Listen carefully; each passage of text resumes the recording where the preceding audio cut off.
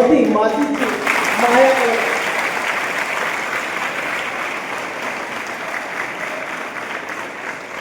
आता तुम्ही ज्या होशमध्ये टाळ्या वाजवल्या छत्रपती शिवाजी महाराजांचं नाव घेतल्यानंतर, मातीचं नाव घेतल्यानंतर, तुम्हाला दिशी म्हटल्यानंतर तुम्हाला आनंद झालाय, तर आता तुम्हाला या मातीची आणि शिवबाची शपथ आहे, तोंडाचा आवाज काढायचा. काय वर्णायचं असलं तर मी एखादं पंच मारल्यावर पण वर्णाय, कारण तुमच्यात बोलणारी करून लय मला अनिकेतच्या रूपात दिसते. अनिकेत म्हणजे साधा नाही, उद्याचा तो चंदगडचा आमदार आहे.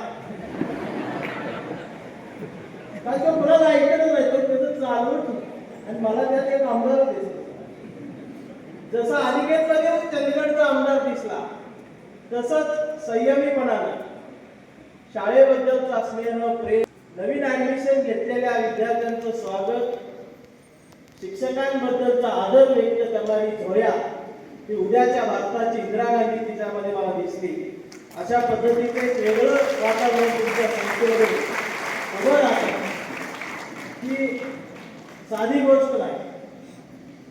वार्षिक स्नेह संमेलन आहे, पारितोषिक वितरण आहे, गॅदरिंग आहे. आता एक गॅदरिंग म्हटलं की बऱ्याच पोरांच्या काळजाचा विषय असतो. मैत्री फक्त त्याच्यासाठीच असते शाळेत, ती वर्षभर बाकी काय बघत नाही. मी त्यातला आहे. तुम्हाला सगळ्यांनी बघितल्यावर मलाही माझं बालपण आठवायला लागलं. मी एवढा हुशार नव्हतो सर. मला आज वाईट वाटते, हुशार असतो बंद झालं. तुमच्यासारखे शिक्षक असले असते आम्हाला बरं झालं, पण ते नाही, शिक्षक चांगलीच होती, आम्ही तेवढ्या लायकीत.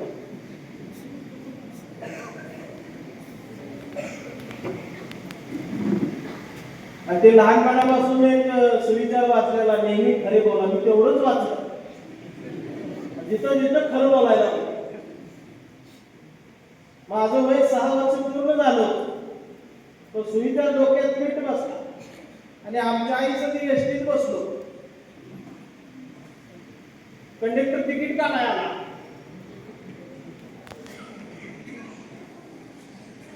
कंडक्टर म्हणला हे वय किती, आमच्या माझ्या तोंडावर हात ठेवून म्हणते हे वय 4 वर्ष.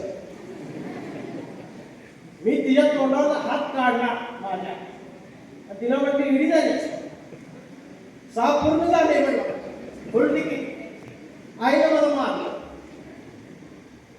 मग माझ्या डोक्याला म्हणलं हळ्यावर वाचलं सुविचार काय झालं, खरं बोलले मारत्या, ते अजून बी मारत्या. मी आधी गोलाच होतो, ते खरं बोलून बोलून मग लोकांनी मारल्यामुळे मी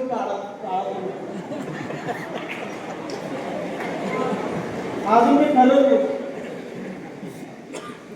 मी 4थीच्या वर्गात होतो तेव्हा एखादी चूक झाली किंवा न सांगता शाळेला सुट्टी घेतली, दुसऱ्या दिवशी गेलं की मुख्याध्यापक आमचे बेडूक उड्या मारायला लावायचं मैदानाला. मोठं मोठं मैदान, असं गोल उड्या मारल्या, मांड्या सुजायच्या. एक दिवस मला त्याच मुख्याध्यापकांच्या कॅबिनच्या बाहेर अंगठ धरायची शिक्षा लागली. मी अंगठ करून उभा राहिलो. तर आज आमच्या गणिताचे जगताप सर मुख्याध्यापकांच्या समोर गेले, तर मुख्याध्यापक त्यांच्यावर रागवले. ते मला ऐकू यायला, कारण आमच्या गणिताच्या सरांनी त्यांना न सांगता 2 दिवस सुट्टी घेतली आणि सर त्यांना रागवत होते मुख्याध्यापक. मी ऐकत होतो. मी अंका सोडला, डायरेक्ट मुख्याध्यापकांच्या समोर गेलो.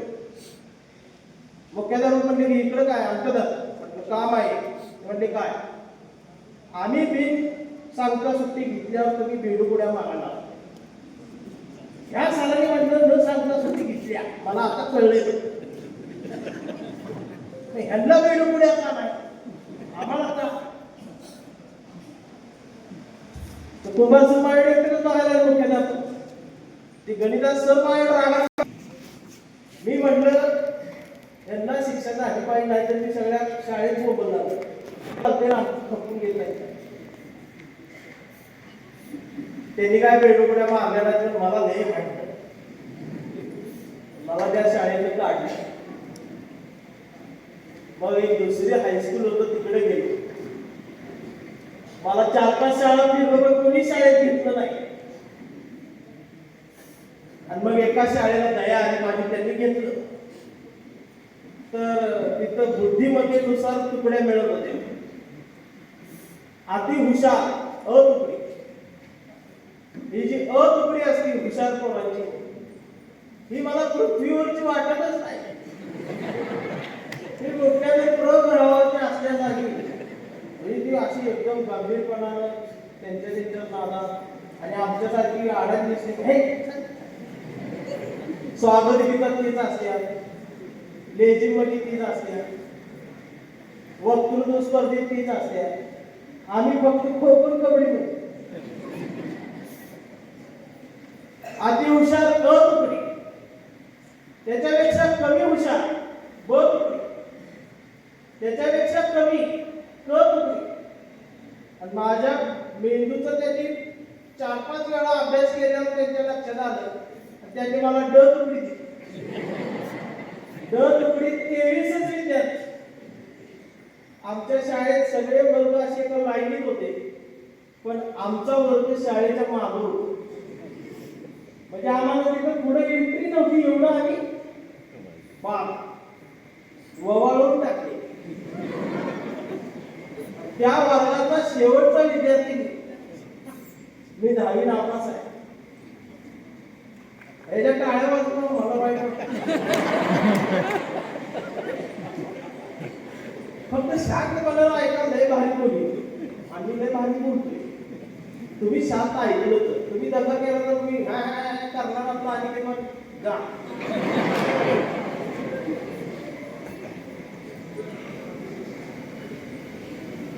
एकदम असा खोडकर. मला शाळेत काही जास्त अभ्यासाचं कधी आलं नाही, पण मला आठवत आहे माझ्या प्रत्येक विषयाच्या वहीत शेवटची 7-8 पानं जी कवितेची असायची माझ्या, त्या फक्त माझ्या कविता असायची. गणिताचा तास आला कुठलाही चालू, मग मी माझ्या कवितेतच रमलेला असायचो. ती कविता मी गणिताला दाखवत नव्हतो आणि मला कोणी स्टेजवर घेत नव्हतं. आणि काहीतरी खोडी करणारच असं एक सुद्धा कार्यक्रम शाळेतला मी नीट रूप दिला नव्हता. त्यांच्या समोर सारखे गणपतीलाही त्यांच्या दारात मिरवणूक चालली तर त्यांच्या दारात चांगलं नाचून दाखवणार. मला ह्या वर्षी घेतलं तरी घेतल्या नाही,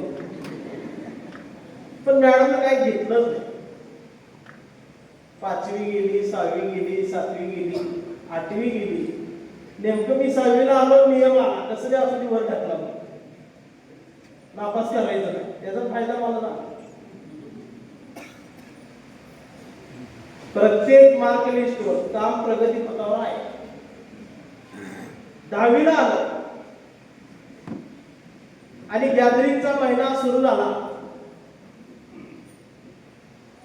आणि गणिताचा तास चालू होता वर्गात. आणि गणिताचा तास असल्यामुळे पाठीमागे झोपलो. म्हणजे गणिताचा तास असल्यामुळे मला झोपच यायची. आणि शिक्षक पण, गणिताचे सरांनी पण मला मारायचं बंद केलं. त्यांनाही कळालं होतं आज झोपल्यालाच मारायचं, जागा नकोच. मला झोप लागली होती. पण माने मॅडमच्या पावलांचा आवाज मला एवढा पाठ घालवला 5 वर्षात पाठला करता करता. त्या वर्गात आले मला जाग आली. त्या अशा काचवर करून पाठीमाग बेंचकडे बघत आलेले. चंदनशिवी उभा राहा, मी लगेच उभा. आणि मग आमच्या गणिताच्या सरांना माने मॅडम म्हणल्या त्याला जरा पुढं बोलवा. म्हटलं आज कसं काय पुढं बोलवा, आपलं दादरच पुढं. माने मॅडम म्हणल्या चंदनशिवे तुला मुख्याध्यापकांनी बोलवले. मुख्याध्यापकांनी बोलवले म्हणजे पोटात गोळा झाला. मग मी आठवलं सकाळपासून मी काही केले का, कोणाला मारले का. आज डायरेक्ट हायकोर्टातच आदेश आलाय म्हटलं साधे खरं नाही. तरी मॅडमला विचारलं, म्हटलं मॅडम छडी आहे का डस्टर आहे, कशात मारणार आहे. मलाच तयार देतो मॅडम मारणार तुझं काम आहे. मग त्या घेऊन मला मुख्याध्यापकांच्या कॅबिनमध्ये मी आलो.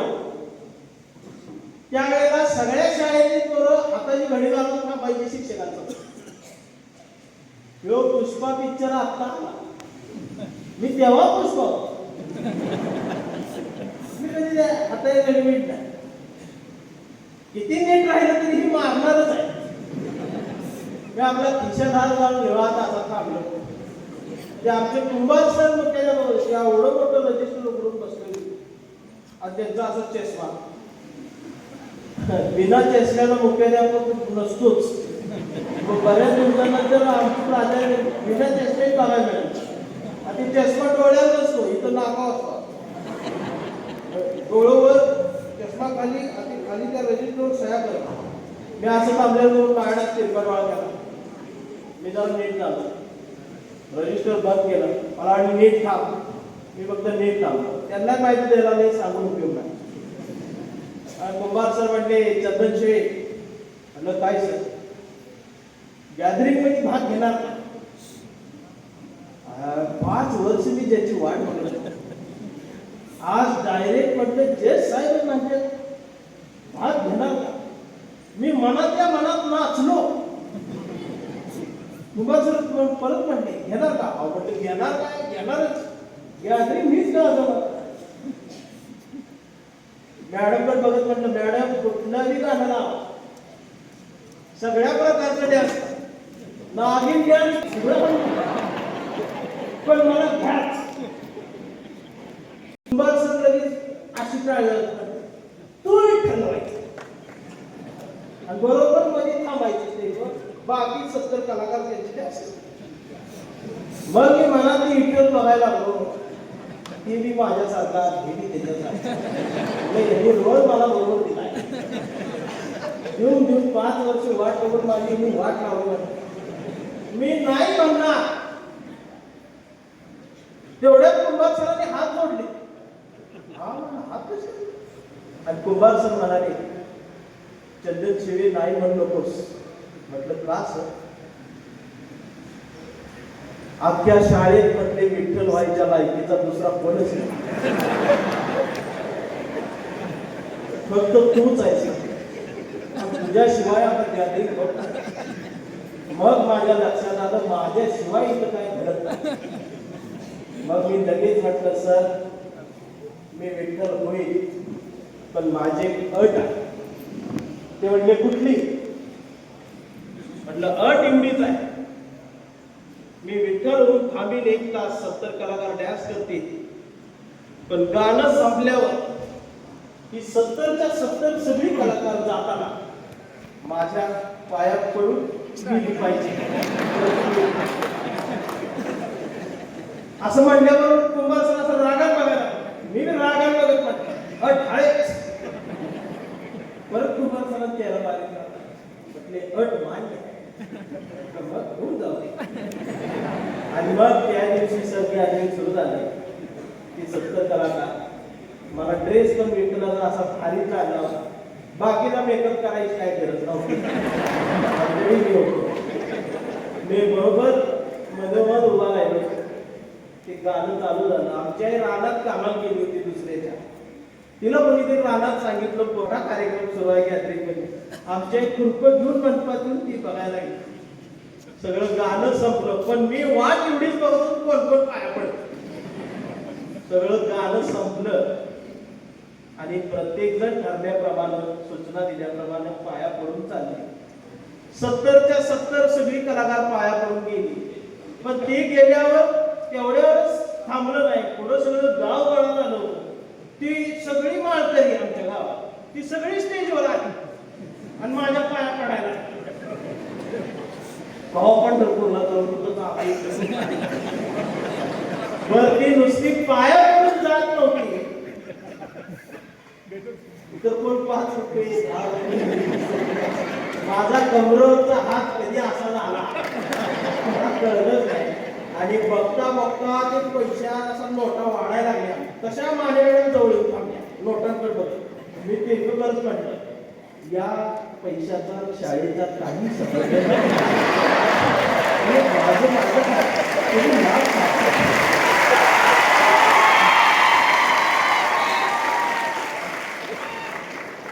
असं म्हटल्याबरोबर माझ्याकडे लाभ आमच्या आईकडे मला आणि मी डोळे दाखवून पैसे असं करून मला त्यावेळेला म्हणतो रोज गॅदरिंग असा रोज असं झालं असा अगदी विठ्ठल मीच असा असं वाटायला तो गॅदरिंगचा काळ.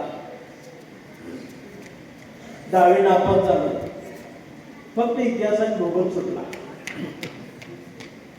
त्यावेळेला गावात कोण कामाला घेत नव्हतं, वय कमी होतं. पण पुण्याला आलो. पुण्याला गेल्यावर तिथंही पण वयाची आठ. पण मग भाजीपाल्याची हातगाडी सुरू झाली. भाजीपाला फिरून विकायला लागलो. त्या भाजीपाल्याच्या हिशोबाच्या वहीत सुद्धा कविताच. कविता मात्र कधी शेवटपर्यंत सोडली नाही, जी लिहितच होती. तिथून तो प्रवास सुरू झाला. हळूहळू कवी झालो, मोठा झालो, महाराष्ट्र देशाच्या बाहेर गेलो. आणि 3 वर्षापूर्वी मला एक फोन आला. तो फोन घेतला. 10वी संपून आता 20 वर्ष झाली होती. आणि पलीकडून आवाज आला, कवी चंदनशी बोलतायत का? म्हटलं हो, आपण कोण बोलताय? तर त्या मॅडम म्हणाल्या, मी कवठेमंकाळच्या हायस्कूलमधून प्राचार्य माने मॅडम बोलत आहे. म्हणजे माने मॅडम आता तिथल्या प्राचार्य झाल्या होत्या. म्हटलं बोला मॅडम. मी आवाज लगेच ओळखला. आणि माने मॅडम म्हटल्या, या वर्षी आमच्या गॅदरिंगला प्रमुख पाहुणा म्हणून तुम्ही या.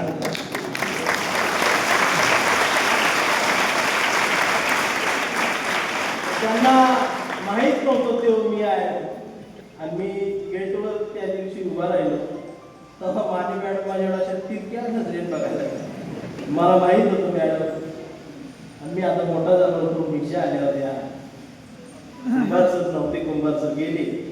माने मॅडम मात्र आता ती काळी केसून पांढरे केस झालेले होते. तेव्हाच्या मॅडम कलक नव्हत्या लावत, आता मॅडम कलक लावतात. त्यावेळेस केस पांढरे कुणाचेच नसतात. पण माने मॅडमचे पांढरे केस ठळकपणे लक्षात आले. माने मॅडम एकटक बघायला आल्या. माझे डोळे भरून आले. माने मॅडम असं डोकं खाजवायला मी ह्याला कुठेतरी बघितलं. तेवढ्यात मी तसा कमरेवर हात ठेवला, असा थांबलो आणि माने मॅडमकडे चालत गेलो. म्हटलं मॅडम, त्या दिवशी 830 रुपये गोळा झाले. मग माने मॅडमने माझ्या गळ्यात मला जवळ घेतलं, मिठीत घेतलं आणि म्हणाल्या, त्यांचे एक वाक्य मला फार महत्वाचं वाटतं. त्या माने मॅडम म्हणाले की आम्हाला माहीत होतं, पुस्तकात जरी पोरं हुशार नसली, ती कुठल्या ना कुठल्या कलेत असतात. आणि त्या कलेशी जर ती प्रामाणिक राहिली तर ती जगातल्या त्या कलेत सगळ्यात मोठा माणूस होऊन जातात. याचं उदाहरण